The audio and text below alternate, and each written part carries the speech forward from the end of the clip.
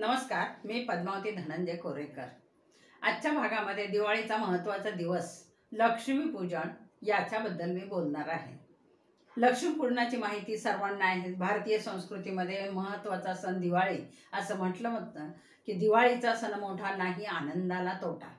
तर असा हा दिवाळीचा सण साजरा करत असताना या लक्ष्मीपूजनाच्या दिवशी आपण लक्ष्मीचं महत्त्व, पैसा, संपत्ती याचं महत्त्व जाणून लक्ष्मीपूजन करत असतो। आणि योग्य आहे, माणसाला तो आवश्यक पण आहे तो पैसा, त्यासाठी ते केलं जातं। याचे मूळ जर कथा आपण पाहिली आपल्या संस्कृतीमधली तर अशी आहे की देवदानव यांच्या युद्धामध्ये जेव्हा मेरू पर्वताने वासुकीची रवी करून समुद्र मंथन झालं त्यावेळेस 14 रत्न बाहेर आली। आणि पहिलं रत्न जर कोणतं बाहेर आलं असेल तर ते अलक्ष्मी आली। ही लक्ष्मीची थोरली बहीण असं समजलं जातं। लक्ष्मीची थोरली बहीण अक्काबाई म्हणतात त्याला। आणि हे अलक्ष्मी म्हणजेच केरसुणे। आता केरसुणे आल्यानंतर ब्रह्मा विष्णू महेश यांना खूप मोठा प्रश्न पडला की काय करायचं हिचं।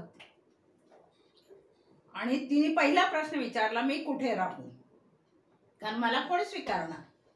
त्यावेळेस तिला सांगण्यात आलं की जिथे कलह असेल, जिथे भांडण असेल, जिथे भक्षण चालू असेल, मद्यपान चालू असेल किंवा असत्य भाषण चालू असेल, लबाडी चालू असेल, गुंडगिरी चालू असेल, तिथे तू राहावं असं सांगण्यात आलं आणि ते तुझं ठिकाण। आता ही अलक्ष्मी म्हणून आज आपण कशी कोणाची पूजा करतो माहिती आहे? केरसुणीची पूजा करतो। जे आपल्याकडे एक ताडासारखं झाड असतं, त्या झाडाच्या बारीक बारीक अशा चुट्या काढून त्याच्यापासून बनवली जाते। पूर्ण पारंपरिक व्यवसाय आपला तो। आणि मग ती केरसुणी बनवली जाते। तिची प्रथम पूजा आपण लक्ष्मी म्हणून करतो, पण खरं ती लक्ष्मी नव्हे।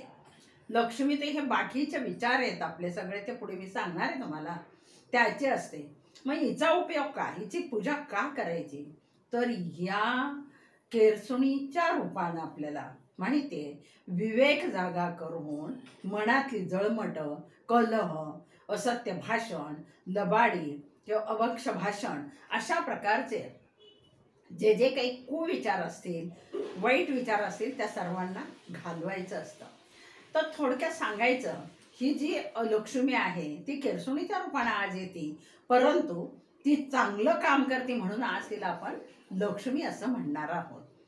आता साधारणपणे ही जी लक्ष्मी आहे हिची पूजा करतो ना केरसुणीची, बऱ्याच भागामध्ये तिचं काय केलं जातं माहिती आहे? तर सूप आणि दिमडी वाजून तिला घरातून बाहेर घालवतात। कुणाला? केरसुणीला नव्हे। केरसुणी रूपी अमंगल, अपवित्र, वाईट विचार, असभ्य भाषण या सगळ्यांना बाहेर घालवायचं। आणि तर थोडक्यात काय आपल्याला एवढंच सांगायचं की केरसुणी ही महत्त्वाची बाजारपेठा सजलेल्या असतात, त्याच्याशिवाय लक्ष्मीपूजनच आपल्याकडे करत नाही। पण आपला एक गैरसमज असा असतो आपण की तीच लक्ष्मी आहे, पण या लक्ष्मी केरसुणीच्या रूपानं आपल्याला अमंगळ, वाईट असे सगळे विचार घालवायचे असतात। आणि आनंद, पावित्र्य, शोभा हेच आपल्या घरामध्ये येऊ दे अशा त्या लक्ष्मीचं आपण स्वागत करतो या दिवशी, आणि म्हणून हे लक्ष्मीपूजन असतं। मग आता अपवित्र, मंगल असं कोणत्या गोष्टी आहेत? मग तुम्ही जमवलेलं धन असेल, संपत्ती असेल, सोनं असेल, जड जवाहीर असेल, ते सर्व केवळ भौतिक संपत्ती नव्हे तर तुमची आत्मिक संपत्ती सुद्धा चांगली असली पाहिजे। विचार मंगल असले पाहिजे, पवित्र असले पाहिजे।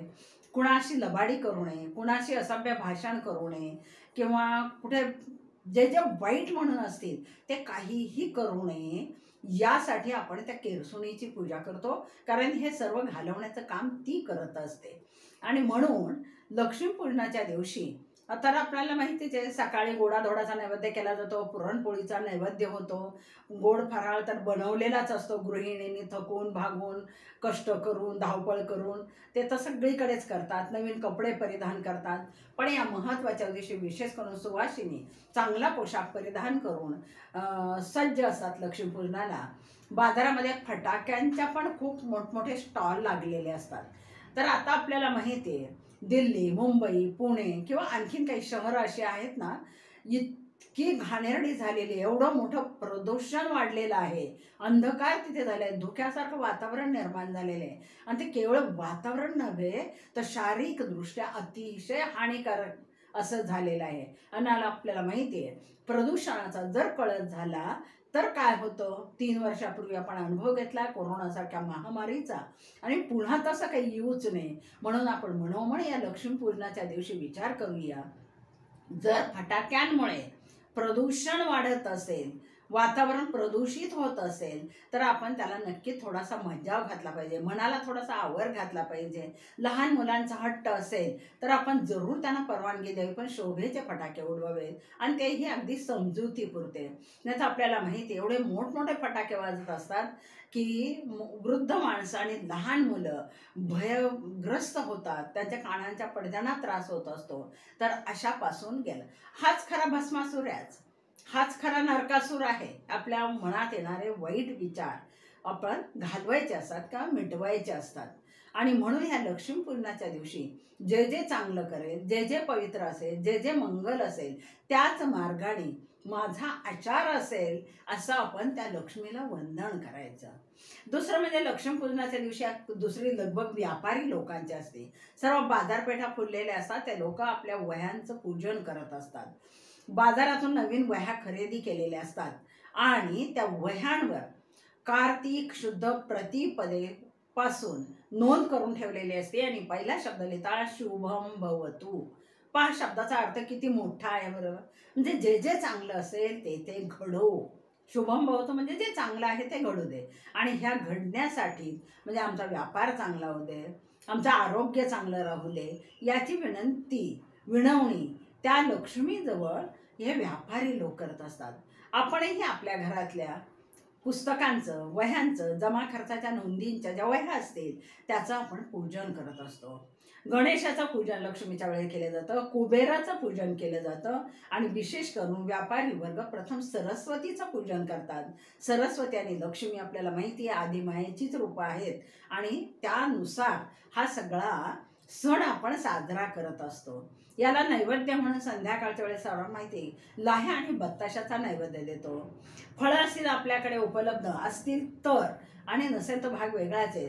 पण मग तुम्हाला जी जी फळे आवडतील ती फळे आणून फळांचाही नैवेद्य दिला, आहार दिला जातो, फराळाचा आहार दिला जातो. आणि हा सर्व नैवेद्य देताना जी लक्ष्मीची मूर्ती असेल आपल्याकडे, तस्वीर असेल, फोटो असेल, तर तिचे पूजन करून आपण यथासांग पूजन तर सर्वांनाच माहिती आहे, आपण देवांचे कसे करतो त्याप्रमाणे पूजन करून तिला आपण नैवेद्य दाखवत असतो. पण हेच करताना भारतीय संस्कृतीमध्ये, विशेष करून महाराष्ट्र संस्कृतीमध्ये, आणि प्राचीन आपले जे कृषीबल शेतकरी वर्ग होते, आजोबा पणजोबा सांगायचे, इथे पहिलं पूजन धण्याचं करायचं. धणे जे आहेत ते आयुर्वेदशास्त्रात फार महत्त्वाचे आहेत. आरोग्य चांगलं तर आपल्याला त्या लक्ष्मीचा उपभोग घेता येईल. आणि आरोग्याला अतिशय उपयुक्त असणारे धणे सुद्धा या ठिकाणी मूठभर आपण त्या वाटीमध्ये ठेवून त्या लक्ष्मीला ते दाखवायचे की माझ्या आहारामध्ये ते जाऊ दे, सर्वांनी त्याचा स्वीकार करावा.